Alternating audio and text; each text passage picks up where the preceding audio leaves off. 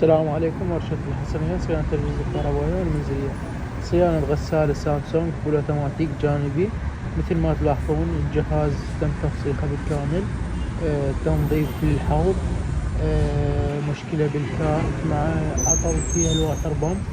تم تبديل الواتر بامب وحل مشكلة الكارت، وأيضا فتح وتنظيف الحوض بالكامل مثل ما تلاحظون.